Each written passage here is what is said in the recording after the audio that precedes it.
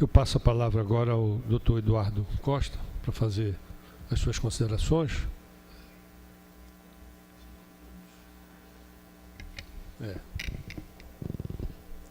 Bom dia a todos. Serei extremamente breve e econômico nas saudações em função do tempo corrido que eu tenho. Saudar o governador Simão Jatene, saudar os deputados que aqui são membros da comissão, saudar os deputados estaduais, os deputados federais, saudar todos os presentes nessa audiência pública. Eu diria que falar, depois de uma série de intervenções, nós precisamos ter um pouco de bom senso, não repetir o que foi dito e apenas pontuar e tecer algumas reflexões que eu considero importantes. Eu tenho visto que, primeiro, há um clima de final de corrida aqui. Há um clima de nós estamos terminando um processo. Eu diria que nós estamos terminando uma etapa. O problema não é a Lei Candir. Isso foi pontuado diversas vezes. Nosso problema é um pacto federativo, é um arranjo federativo extremamente perverso, extremamente deletério para estados como o estado do Pará.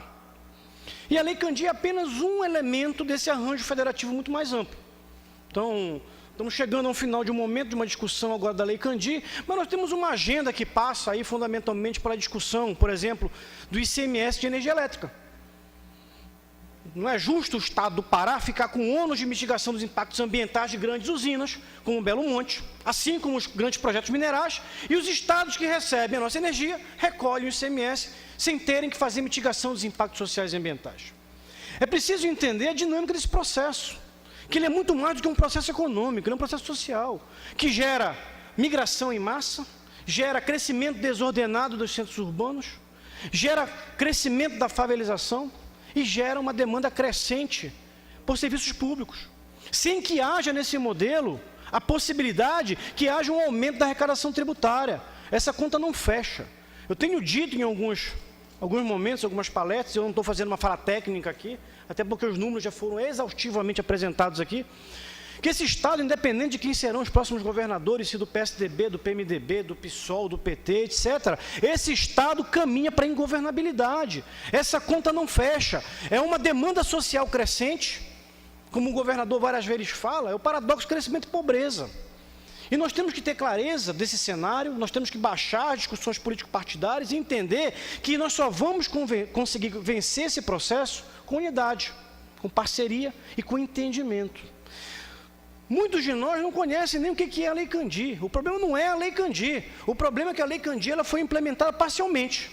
Naquele momento a Lei Candir surge, eu não vou entrar no contexto, mas ela surge dentro de uma conjuntura macroeconômica na qual era necessário você equilibrar as transações comerciais do Brasil com o resto do mundo.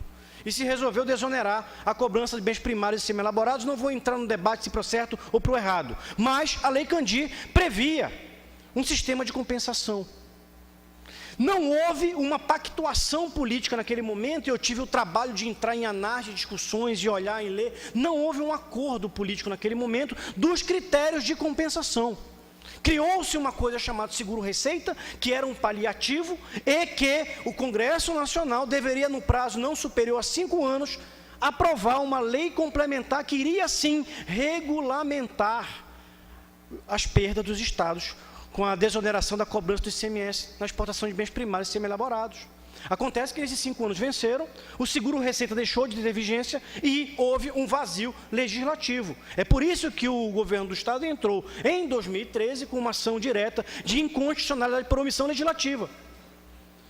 Foi julgado pelo Supremo Tribunal Federal e nós estamos agora justamente nesse momento, nesse período de discutir isso. Em função disso, a FAPESP passou em 2015 a estudar as perdas que os estados estavam tendo com a Lei Candir, com o objetivo de subsidiar, a partir de uma demanda, inclusive, do próprio governador do estado, pediu que nós fizéssemos um levantamento, e nós, em 2016, apresentamos um relatório, em 2017, apresentamos um relatório atualizado.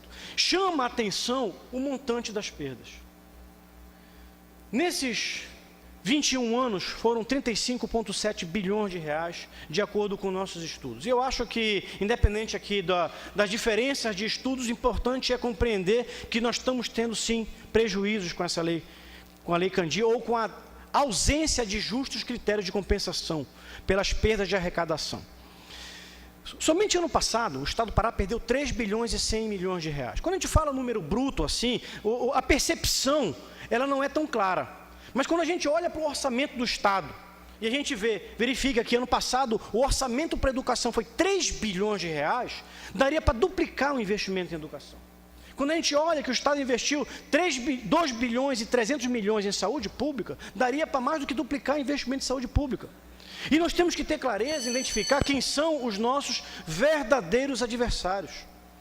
O nosso verdadeiro adversário aqui é um arranjo federativo, é um pacto federativo que condena o Estado do Pará a uma situação de subdesenvolvimento e pobreza.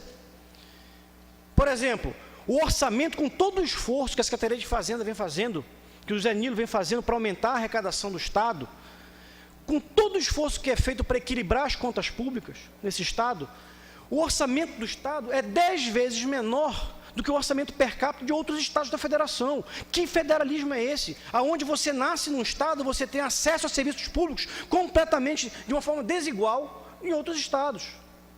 Esse arranjo federativo precisa ser revisto. Então, eu diria que nós precisamos agora, nesse momento, rediscutir, sim, esses critérios de compensação, e aí a FAPESP apresentou uma nota técnica, aonde eu não vou entrar no mérito aqui, nós colocamos propositadamente alguns boxes ali, chamando a atenção para a diferença do impacto no desenvolvimento regional entre mineração e agronegócio.